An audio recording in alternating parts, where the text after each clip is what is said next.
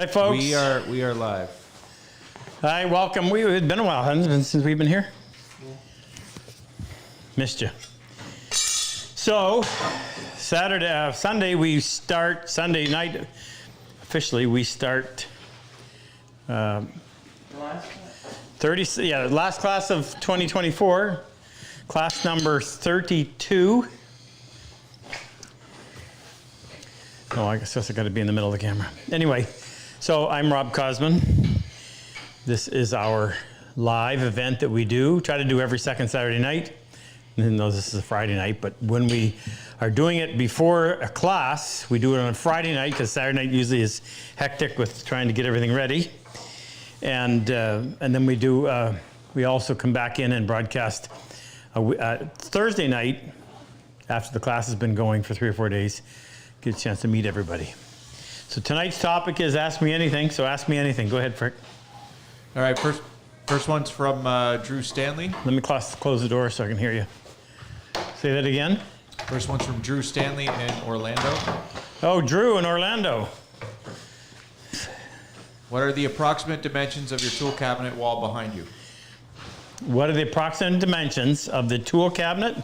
Wall behind you. Well, yep. Speaking of which, I'll just show you. I'll push this back into place a little bit. Just today.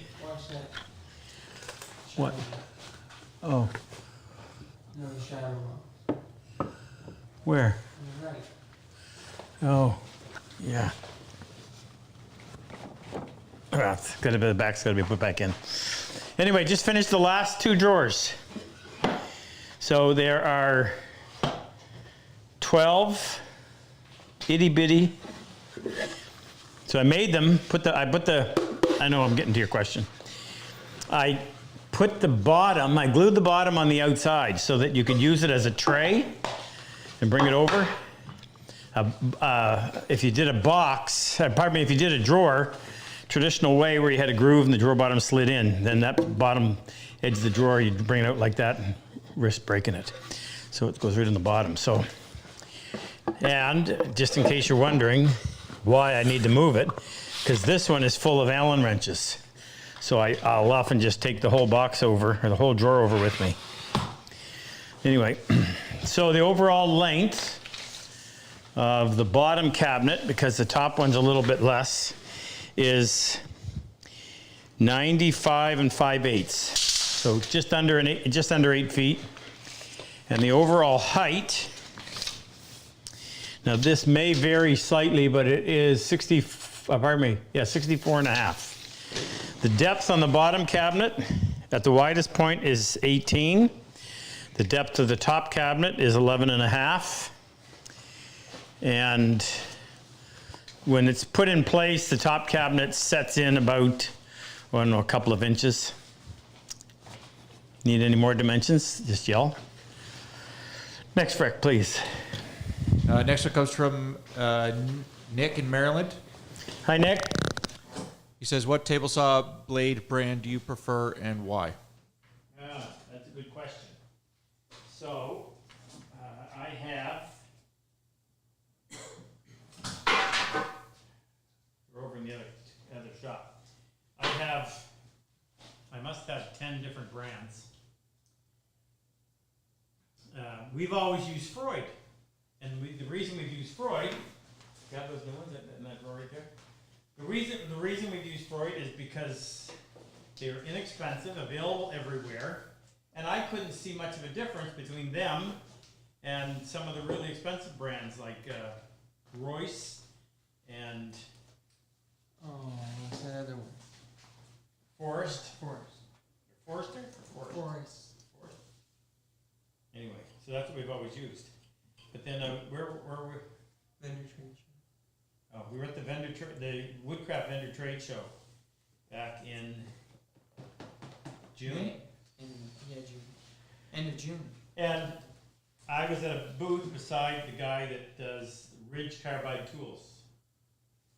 So I said, talked to me throughout the 2 days we were there. And I said, well, I'll try them. So I said, don't send them to me. I'll buy them. I don't want, sent them to me, then I feel obligated to say something nice, whether or not it deserves it. So we bought them. Frick, Rob's audio's not working. What's my? My audio is not working? Oh, yeah, your mic died. My mic died? It's alive. No, it didn't. It's blue. Yeah. Oh, you hit the button. On the bottom. What's it? Is it a mute? Yeah, click it. That's it. Am I on now? Oh, there we go. I didn't touch it, I don't think. So what didn't they hear? Better quickly explain that whole one again. You mean from the very beginning? Like well, no, just continue. The question, Was what tool? What blades? So I ran into the guy at a wood show that has a Ridge Carbide Tool Company, and they are located in South Hutchinson, Kansas. Ridge, and their website is ridgecarbidetool.com. Anyway, so I bought these. They didn't give them to me. I insisted. And we've put them in the table saw, I don't know, how many months ago? Almost a month or two. I think a little bit longer than that. Anyway, so this is this their thin kerf, Jake? Yeah. So their thin kerf is a little bit thicker than the Freud thin kerf. And so far, I certainly don't like it. I certainly Don't dislike it. don't dislike it. Sometimes when you're, and I don't know why, using, and this is a criticism of the Freud thin kerf, you'll be cutting something and there'll be a little shimmer in the blade, and it'll wiggle like that. And it'll give you a rough cut. Doesn't do that. Yeah, I realize you're taking off a little bit more material. So I'm leaning towards liking them. Not ready to make a statement yet. Haven't used. What was this one? That's The one we've been using is the Rip. And this one, I have no idea what it is. Where's it identified? Huh? It's the crosscut. Yeah, but where would you read that? On there somewhere. Is the rip flat ground? Yeah. Yeah. Flat top. I don't know where you would read it. I don't see it. It's not jumping out at me. It's an 80 tooth crosscut. Anyway, so we'll try that. So what I can tell you is thin kerf Freud have always served us well. That's what we run in all of our saws. At some point down the road, I'll fill you in on these Ridge Carbide, and I'll tell you what I think. Use them a little bit longer. Frick, next question, please. next one comes from Lee in Sudbury, England. Hey, Lee. Are mortise chisels sharpened using the same method as bevel edge chisels? Yeah, flat backs, micro bevel. Actually, we use a tertiary, secondary and a tertiary. And if you're buying good ones, if you're buying ours, they come sharp enough right here on the side that you don't really need to do anything to them. I mean, Jake polishes up the backs of mine, but I think you can get away without doing that. On a through mortise. Oh, yeah. Well, unless you start from the other side, which I typically do. So, yeah. Set it down on the primary bevel, raise it up a little bit to, here, I'll do it. Show Jake. So this is brand new, actually. This one has not been used. Nothing been done to the back. So you'd go through and polish your back. You can take the handle off, so you can do the entire back if you want. Remember, no ruler trick. So I'm using a 1000, set on the primary. Come up just off the primary. Little short strokes. Don't try to do circles on narrow chisels. You'll end up angling them. Get a burr. Set it down on your 16. Come up just a little bit higher than you did on that previous stone. 5 to 8 seconds of work on that. Flip it over. Now you would have already done the back. I haven't prepared the back on this, so and then you're good to go. I mean, you're using this chisel with such force that it's not as critical, but I say that, I was gonna say not as critical as using a beveled edge chisel. However, when you're, as Jake said, when you're doing a through wedge tenon and you've got that slope and you're coming down like this on the inside and you're wanting to hold on that end grain wall, you need that to be pretty sharp in order for it to not end up sliding off. So we sell, there's the chisels. Rick Irvin turns all of our handles, thanks to Kip Christensen teaching them. And there, it's a good chisel. The steel's made for us by IBC. Next, Rick. Larry in Rochester, New York. Hi, Larry. What size chisels do you prefer, what size chisels do you consider your must-haves for dovetailing? Oh, well, I'm going to answer that question two ways. I used to travel with just this. Is that a half? 7/16. 17 what? No, I said, is that a half or is it 7? It's a half. There's what I used to travel with when I was teaching. But when I did that, it's warm in here, Ken. When I was doing that, I stuck with a pretty standard size dovetail. But now, what do I use? This is going to be a little bit of a complicated question. I would start off, I would have an 1/8, a 1/4, a 1/2, and a 3/4. No, it's 5/8. Check out this handle I'm going to show you. This is Kip's doing these handles for us. We'll have them for sale soon. That's box elder burl. So there's I would think would be your minimum. Now, if you're dovetailing in any kind of a soft wood, pine, aspen, basswood, poplar, then you have to add something into that. You've got to add, how come I don't have them here? You did. No, I don't.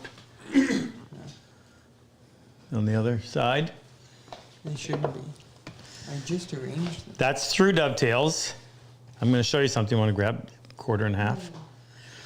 And if you're going to do half blinds, I wouldn't. Did you take them? What? Did you take them with you? Oh, yeah, I did. So where are they? Oh. If I would not do a half blind dovetail today without this and the Kerfex 10. I know you didn't ask about that, but that's just, they're two necessities. They make such a difference in cutting that joint that I just wouldn't even bother. So you got to add that one in. And here are the two that I was referring to. If you're dealing with softwoods, you're going to want a 1/2 inch 17 degree. So you can see the difference in the length of the bevel. Maybe you can. So 1/2 inch 17 degree and a 1/4 inch 17 degree. Again, the bevel's really long. And they'll cut in softwoods like pine just beautifully without crushing the fiber. That's what I'm getting at. So there you go. A little longer than you asked for, but by the way, in case you're wondering what I'm leaning on, so in our online workshop, we're making a desk. My bookkeeper, Carol, doesn't have a very nice desk, so we're going to make a nice desk to go up there. So it's being done out of ash. This was the prototype, not the prototype. This was the model, scale model. This is 1/6 scale. Yeah. That's 5 inches, yeah, 30 inches tall. So miter joint, 1.5 inches thick. So this is 1.5 inches MDF. Oh, is that heavy? Fiddleback ash. So all of the panels are going to be fiddleback ash. I'm waiting on the veneer. I had enough to do the edges, so we glued 1/2 inch ash onto the edge, banded it, and then glued fiddleback ash on there. And then big hunk of ash on the end. This is where the miter's going to be. Anyway, and then the boxes, the drawer boxes and the drawers are going to be Macassar ebony. Ooh, baby. Gonna look nice. So this panel will be a Macassar ebony veneer.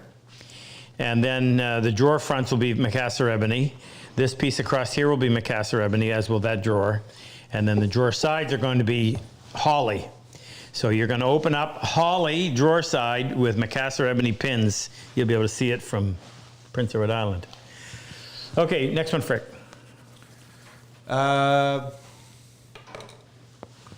Harvey Neve in Halifax, Nova Scotia. Harvey, howdy.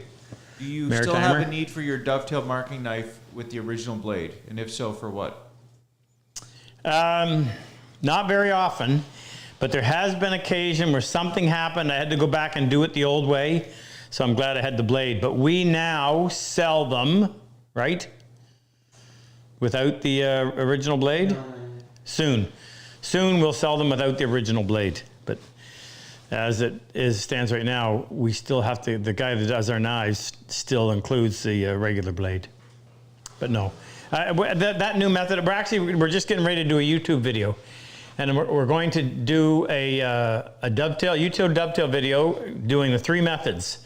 Pins first. I've never done that in my life. Why anybody would. Pins first, tails first, the traditional way, and then tails first with the Sean McDermott inspired Sean Shim offset. And I think you'll be convinced that this is the most accurate way and the easiest way to cut a dovetail. Next, Frick, please. Do you have, this is from Dan in Fall River, Nova Scotia. Do you have a separate painting, staining area in your workshop?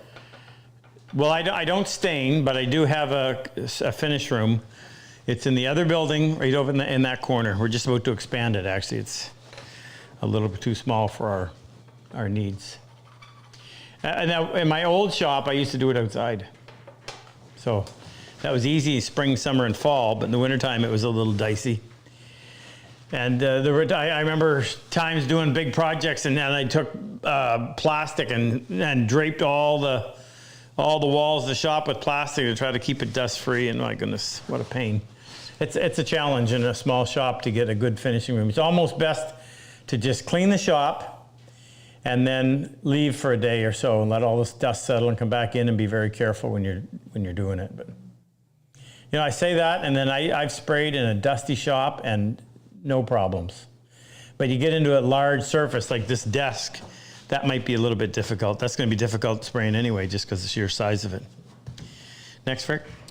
Next one comes from Steve in Machesney Park, Illinois. Hey, Steve. Is it better to cut the drawer bottom groove after completing the dovetail joint or before? Is it better to cut the drawer bottom groove after or before?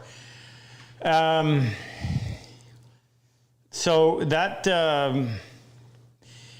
yeah. If you're doing half blinds and you're using the Kerf X10, you don't want that groove to be too close to that pin. So I probably, more times than not, I have gone in. I almost exclusively cut my grooves with my drawer bottom plane.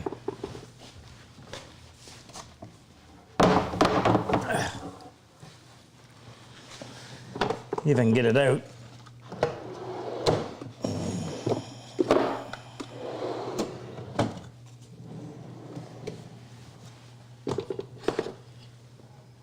No, that's not it. So my drawer bottom plane is always going to be the same. It's up 3/8 of an inch from the bottom. So I just make sure when I do my layout that I'm clearing the pins.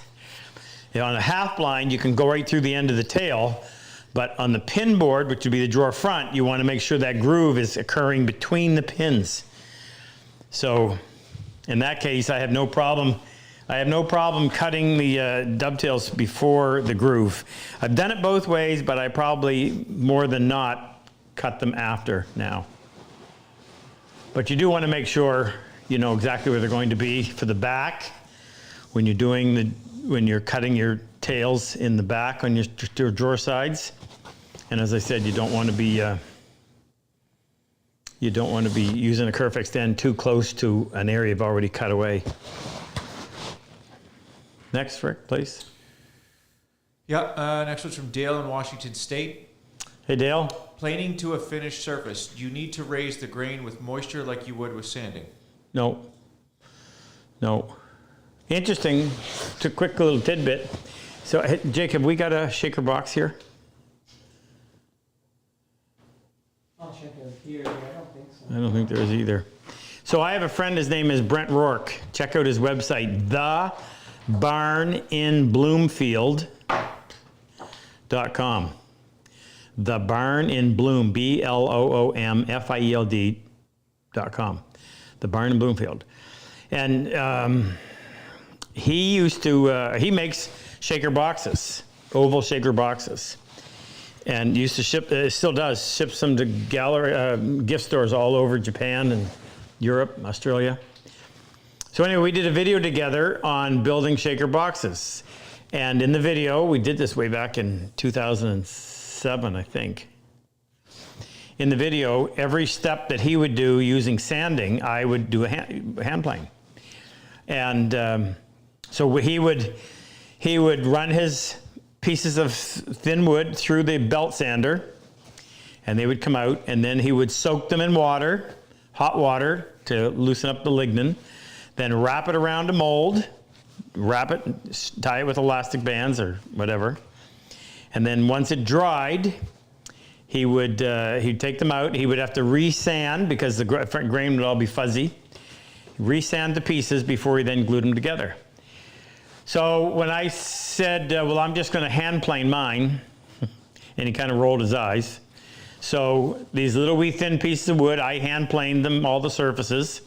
And I think back then all I did is I just took a piece of tape, and I put tape, a piece of heavy duty masking tape in here, closed the vise, so I had the sticky part up, and I set the piece of wood that I was planing down on that sticky tape, and I was able to plane it.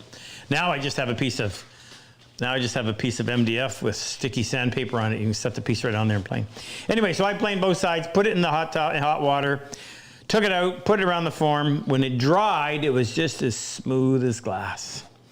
No grain to raise. So, no, you'll get the best finish. You don't have to do any of that stuff. The main reason for wanting to, or for planing. Here's an example of what I meant. Thank you. This is one of Brent's. Is this Brent's box or mine? I think this is Brent's. So there's his shaker box with the little copper pins made out of cherry. Look at that. Look at the cherry is oxidized. Cherry with a pine bottom and a bird's eye maple top. He does really good work. Thebarninbloomfield.com. Next Frick. Dave in Minnesota. Hi, Dave. Says, when you make very small dovetails, is there any special methods or procedures used versus normal average size dovetails? Jake, you want to grab those little tiny dovetails in that tool cabinet right there? Yeah, the little trays. They are actually harder. The small dovetails are I'm going to guess and say 3 times harder than doing what I would call a drawer-sized dovetail. So, I thought I had one of these that was relatively empty. I don't. Oh. So here's what I would call drawer-sized dovetails. We'll give you 3 different sizes. And then you've got the smaller drawers, and then you've got the little baby drawers. So these ones are really, I wouldn't call them difficult, but they're really time-consuming.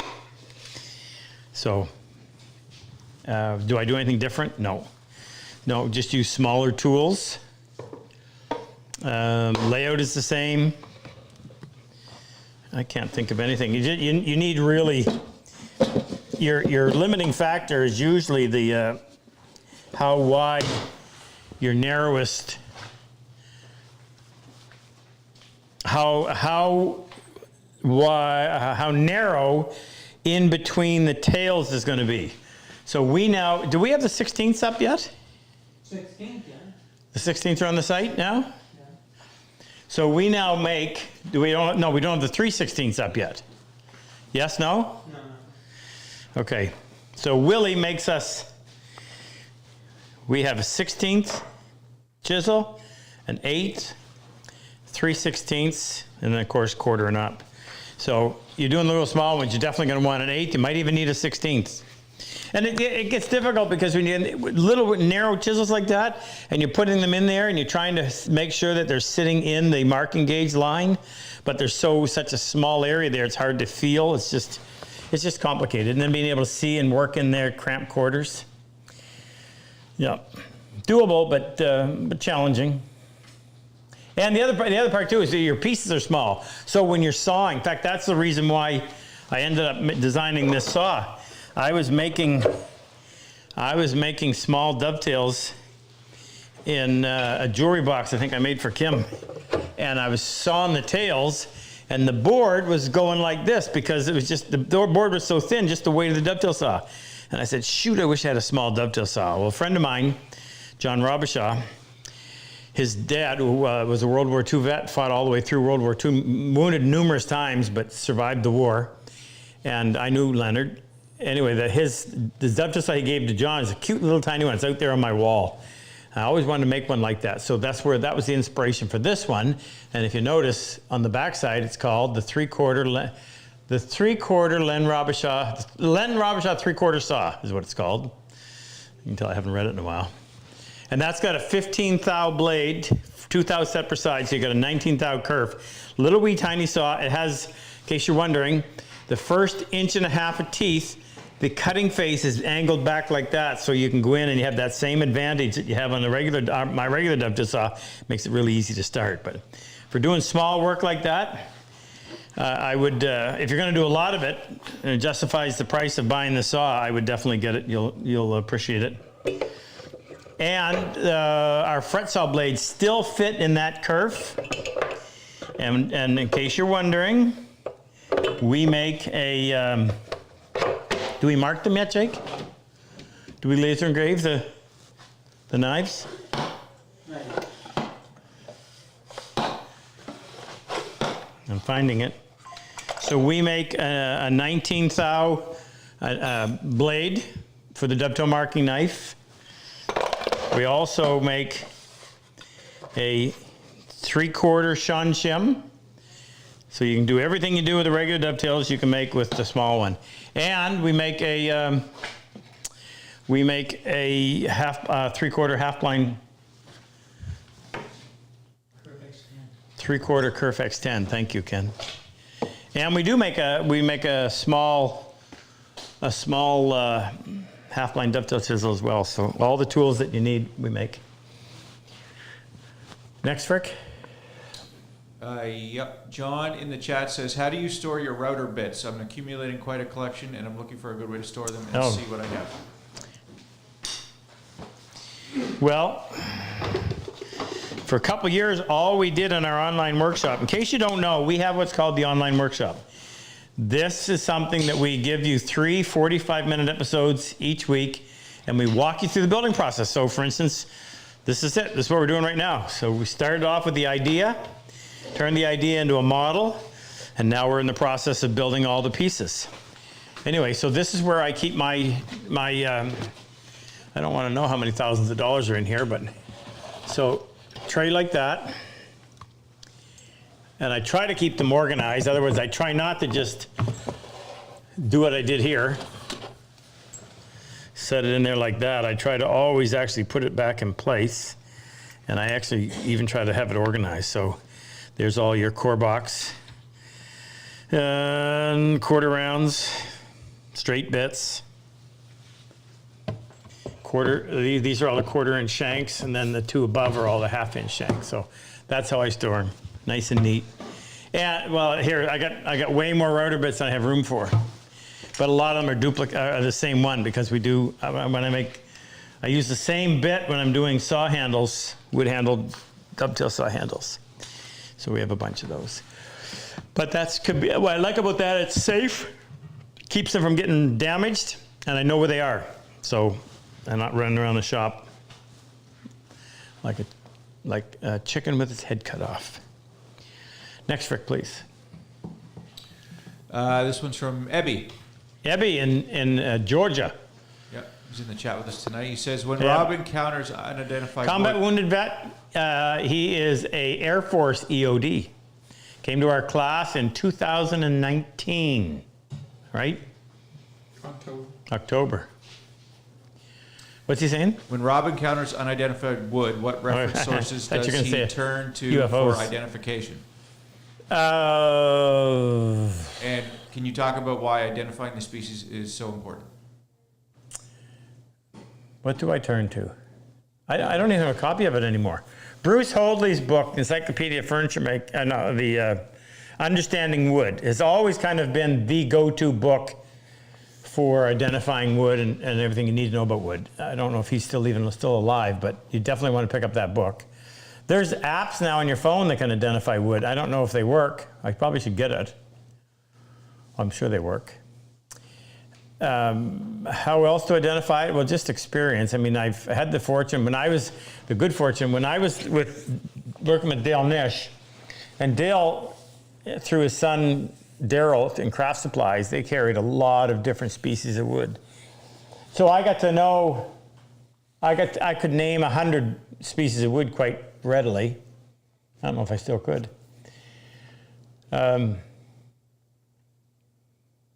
Now the question is, why is it so important? Well, it's nice to know what you're working with.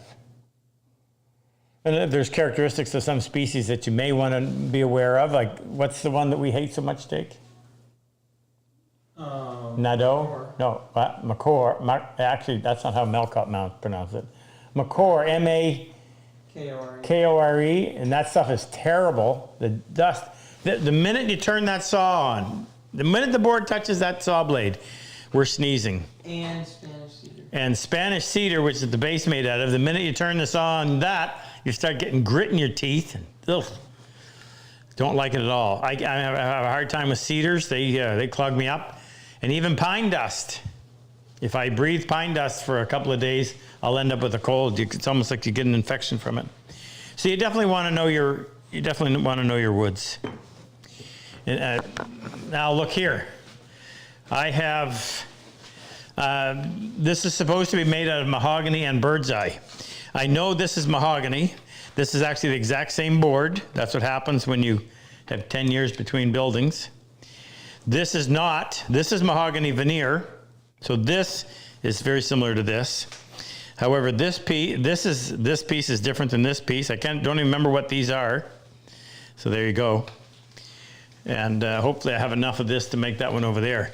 So when it came time to doing these, and Mel had sent me Mel from Exotic Woods. If you're looking for a fantastic source from a really good guy, but a great source of all the wood that you can imagine and more, check out Exotic Woods. What's his website?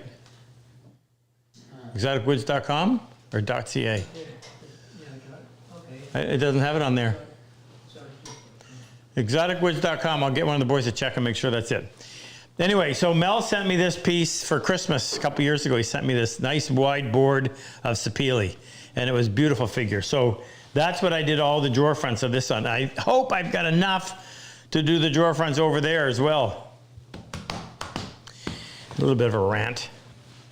Next, Frick. Yep. Next one is from Jeff Schnabb. He says, Hi, Jeff. Where is he? In the chat. Where's that? In the chat, they don't, unless they go out of their way to tell us. It doesn't say. Any vets can you watch him for the vets? Yeah. Okay, I'll come, as soon as I answer this one, I'll come over to you. All right, Jeff says, I found that I get confused using the Shim with the right and left shift. What's an easy way to remember the right way? All right, good. So I mean, I've been doing this since 2014, and I still have to stop and think. So what I do when I teach the guys, and I just was in, I was in a place called Cold Lake, Alberta last Saturday doing this. Find nowhere in the world and just go a little bit to the left, you'll find Cold Lake. It is out there. Anyway, so what I told the guys to do is I write very clearly on my board. I'm looking for a Sharpie. I don't actually use a Sharpie, but I will today. I use a dry erase because it doesn't penetrate. So I write very clearly, tailboard. This is the tailboard. And then I go in, after I've cut the tails, and I write on each tail, I write a T and circle it, T and circle it, T and circle it. So on each tail, I write T for tail. So when you set your tailboard on top of your pin board, you want to use your tape wall. Thanks to Ken's son for introducing us to that stuff. That's been a godsend. So if you push your tailboard, remember I'm talking me, so it's going to be opposite for you. If you push your tailboard to my left, then I'm going to go to the right side of each tail. When I move my tailboard to my right, I'm going to go to the left side of each tail. So tail and tailboard. If one goes one way, then you mark the opposite. So tailboard moves this way, go to the tail this way. Tailboard moves that way, go to the tail on that way. So identify them. Tailboard, and then the individual tails. I put a T and I circle it. Been doing that for a long time. And I don't think, have I ever made that? Have I ever screwed up and sawn on the wrong side? Knock on wood. I don't think I have, but it's we have people do it all the time because it gets a little bit confusing.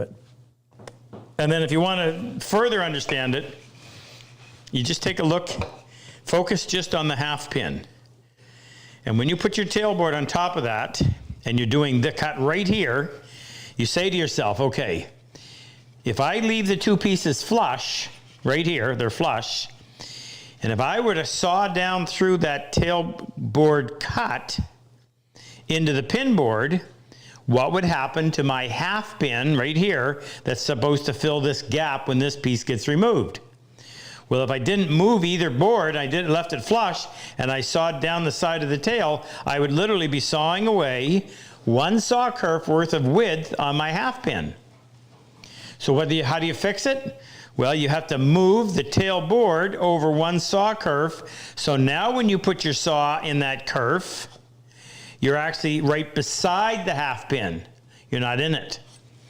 So if it works for the right side of this tail, in order to fix that, don't overthink it, then it's going to work the same way for this tail and the same way for this tail.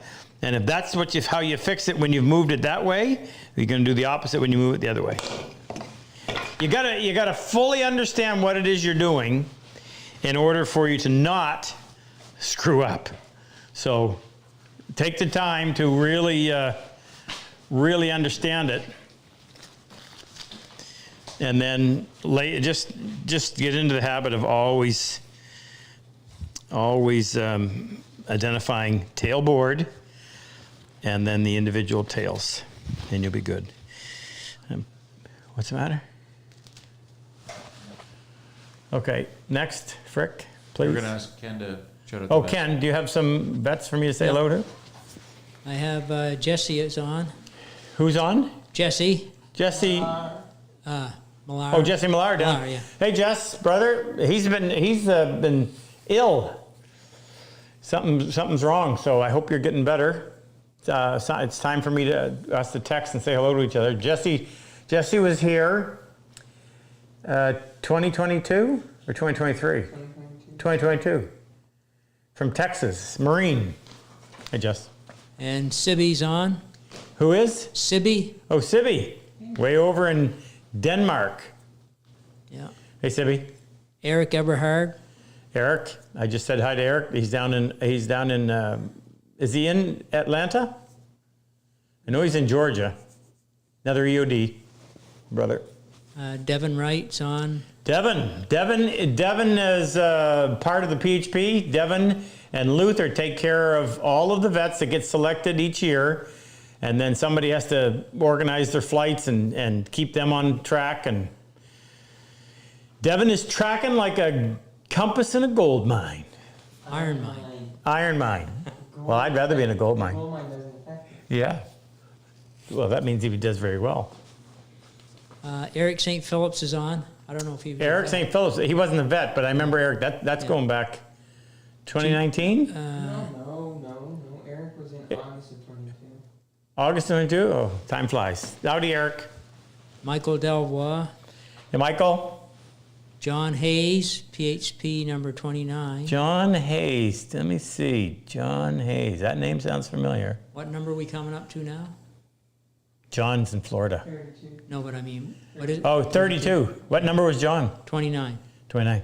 So John is right here. John Hayes, master of the Dovetail.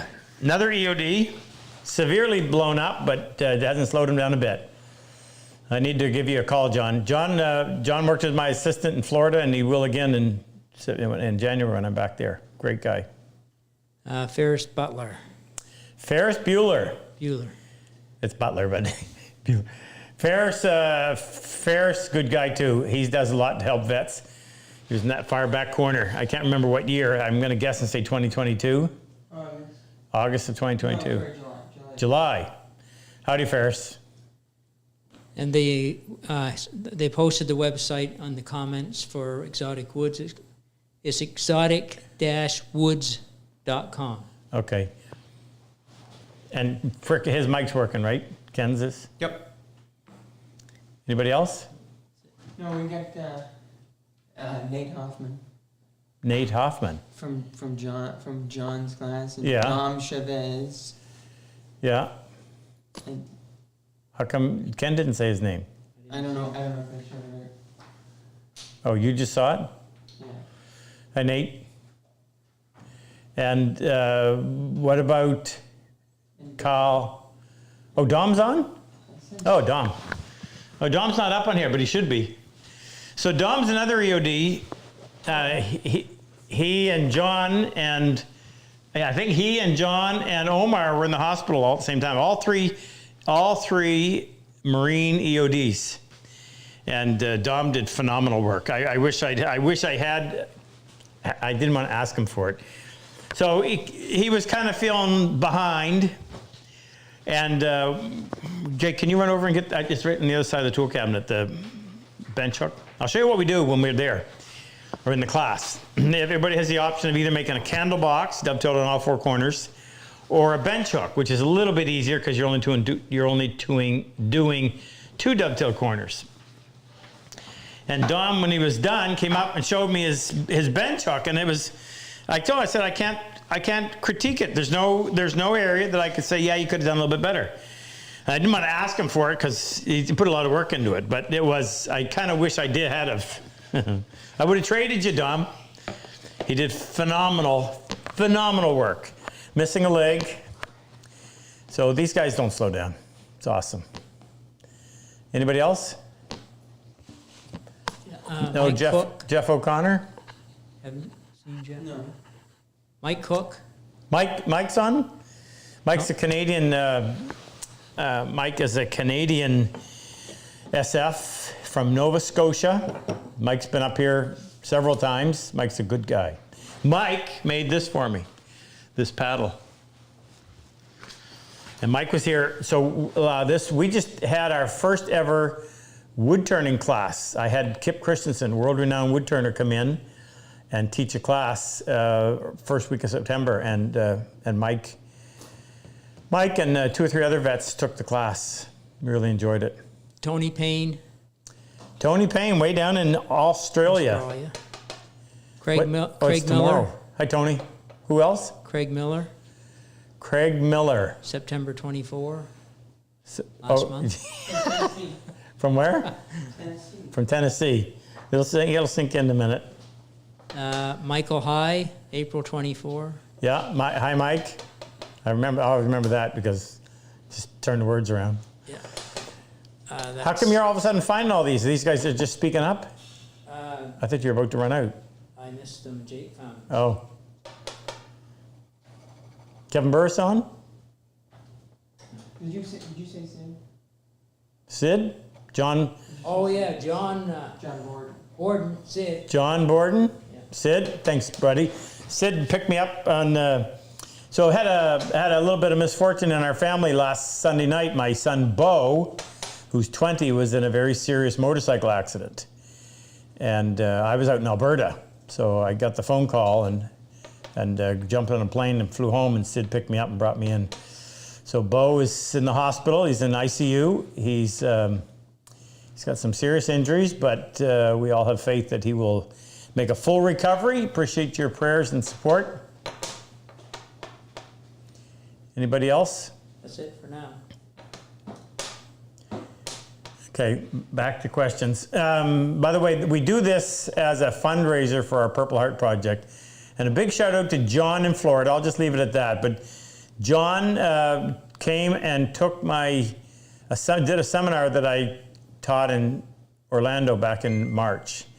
And John came back to me a couple months ago and said, Rob, I'd like to help out. I'll cover the cost of a class. So John helped us meet a financial goal that allowed us to have our donations pay for the entire class of the entire year of 2024. That was the first. 9 years of doing it. This was the first time. And now we start over. But thank you, John. That was. I hope your life is richly blessed for that. The more you give, the more you receive. You cannot outgive God. Remember that. Next, Frick. Okay, we got one from Jeff in Newfoundland. Jeff in Newfoundland. Yeah. Hey, wait, a second. Where's Kyle? He's not on? He was on. But I don't know where he Did we offend him? He fell asleep probably. Oh. It's a half hour later over there. Hi, Jeff in Newfoundland. What's up? Okay, Jeff in Newfoundland says, I make barrels and buckets. I was wondering your thoughts on making the heads for such items with dovetail joints, and if that could be watertight. Barrels and buckets. Screech barrels. Screech, yeah. Barrels and buckets, and you want to dovetail the lid? Oh, now I'm thinking about it. And now, so I'm assuming you're going to take the top of the barrel, and you would cut pins in the top of the barrel, and your round lid would have dovetails cut all the way around it, and then you would put that down on. The only problem is the dovetails really only work when it's at the end of a board. So you get lots of strength when the dovetails are cut on the end of the board, but if the lid was round, you're going to be cutting them in long grain, and they snap way too easy. So that would be your expansion would drive you nuts too, because you think about it, if your barrel, depending on how wide your barrel is, at some point you've got that much width of wood, and that's going to go boop, boop. So I don't know if that would be a wise move. Now, if you made it out of plywood, something like Baltic birch plywood, you might be able to get away with it, because that means that every tail would at least be, half of it would be wood in its length, not in its width. But I've never been asked something like that before. It's a Newfoundland problem. Next, Frick. Second here. Is Luther on? Yeah, oh yeah, he's in the chat, pretty active. Bob Hey, Cunningham. Pardon? Bob Cunningham in the chat. Hey, Bob. Says, how do you use the Carfax 10 when doing half-blind dovetails? That's the only time you use it. So, Hang on. Luther told him Bob will be here tomorrow. Or Sunday. Oh, he So sent me what? that question to ask. Yeah. oh, you mean he's going to get that answered? Yeah. Okay. Here you go, Bob. Elder Knight in the chat. Elder Knight? Reverend Elder Knight. Reverend Elder Knight. When Where's he Chip- from? Oh, he's in the chat. Yeah. When chip carving a design on a keepsake box lid, do you carve before or after making the box? Well, I've never chip carved anything like that, but I would advise you this way. Whenever you build something, always do the complicated part last. Wait a minute now. Am I giving good advice here? I'm trying to think. What's he asking about? He's talking about chip carving, they're making a box, and then He says, do you chip carve the design, whatever it is you're going to carve in it, first or last? So if you did it first, and you screwed up on something, yeah, that's what you want to do. So I would do that difficult part last, because you wouldn't want to carve it first and then screw up something on the lid and you got to start over. So I would make the lid and then chip carve on it. Yeah, that's how I would do it. Next, Rick.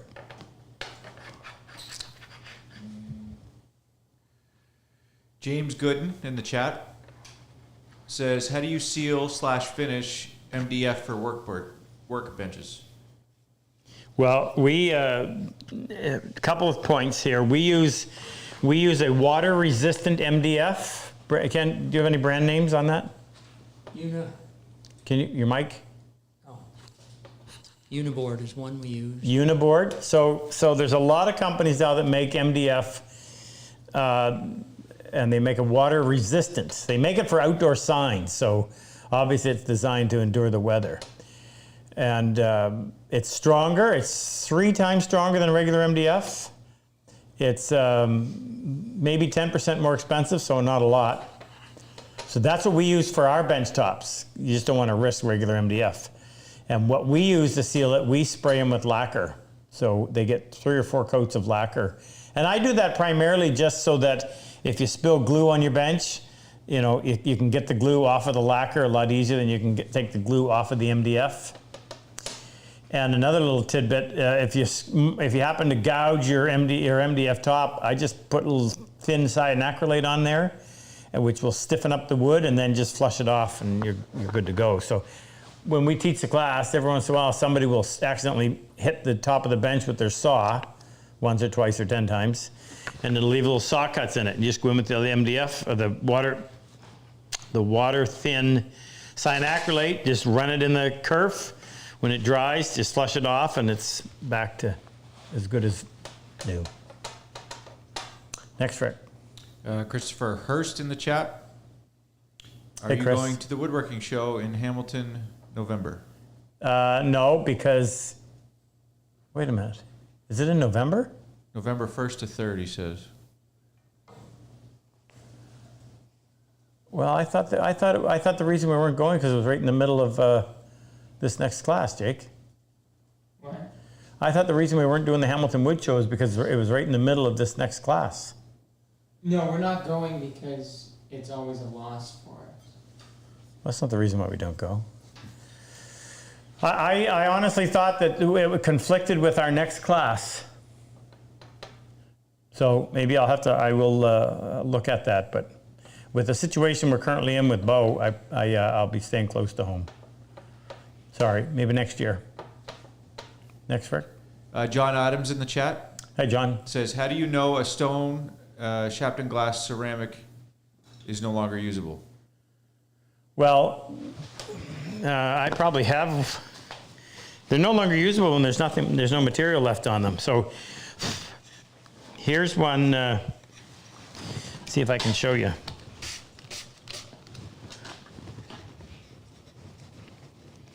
So here's one that is just about completely worn out. So there's the glass side. This is the 16,000. And there's the adhesive. There's kind of a white adhesive between the glass and the stone. So there's not much left on there. You can see the little bit. But we've worn it right down to the glass, well, almost to the glass right there. But you could still possibly use it. I wouldn't want to be running my my lapping plate, whether it's the back of my 3000 or 300 1000, or whether it's my good Shapton lapping plate. I wouldn't want to be running that on there. So at that point, that would become a knife sharpener. And I would use it like that on the edge of my knife.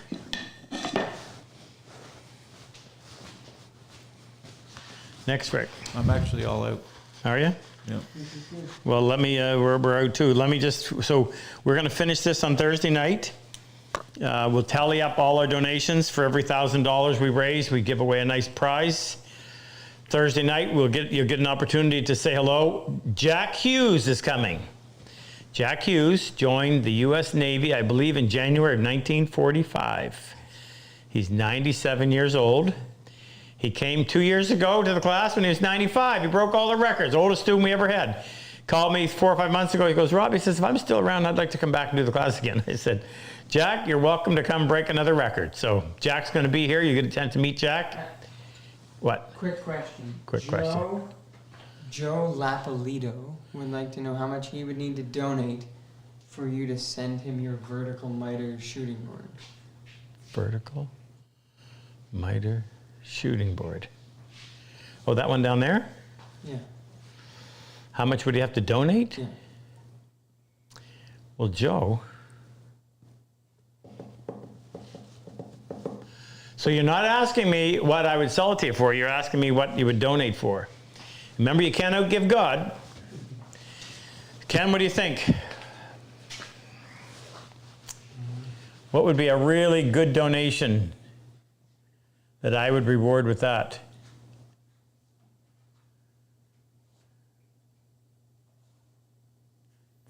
$5? 5,000? 500? Well, you're generous. No, it can't be 500. 500 is not enough.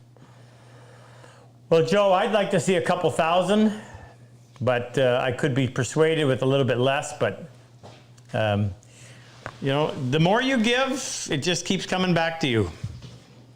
So I'll leave that one up to you. Make us a really nice offer, a nice, generous. You need to know this. Every dollar that comes to us, the only thing that we use that money for outside of paying for the vets to get here, feeding them, whatever, is we have to hire a bookkeeper and accountant to do the books. We are a 501c3 in the United States, and in Canada we are a Registered Canadian Charitable Organization. registered Canadian charitable organization. Ken is the chapter president, what do you call yourself, Ken? Executive Director. Executive Director of the Canadian version of PHP, and Luther is the Executive Director of the US version of the PHP. And Luther's goal is to keep us above board so that we are as transparent as possible. And we recently were awarded, what? There's companies that evaluate nonprofits so that you know, I got to go because I got to go see Bo, so that you know your money is actually being going where it is. Anyway, we received that award. So, Transparency. what is it? Gold transparency. We got a gold transparency award. So, in other words, every cent that you donate gets used on the vets with the exception of the bookkeeping side of it. And that's because the government looks at you with a magnifying glass. Is that it, Frick? That's it. Okay. We'll see you guys on Thursday night. We'll send out a reminder, and you get a chance to meet everybody. This is our last class of the year. And we won't resume again until April. Can't do these in the wintertime. It's too hard getting people in here with our bad weather. We'll do the live events in the winter then. Yes, we do the live events, but the classes won't. So have yourself a good week. Keep my son Bo in your prayers, please, and thank you. And big shout out to Sue down in Florida and all our friends in Florida. I hope you survived, and all through the Appalachians and the areas that were devastated by this last couple of hurricanes. That was terrible. Anyway, thinking of you. Have a good week.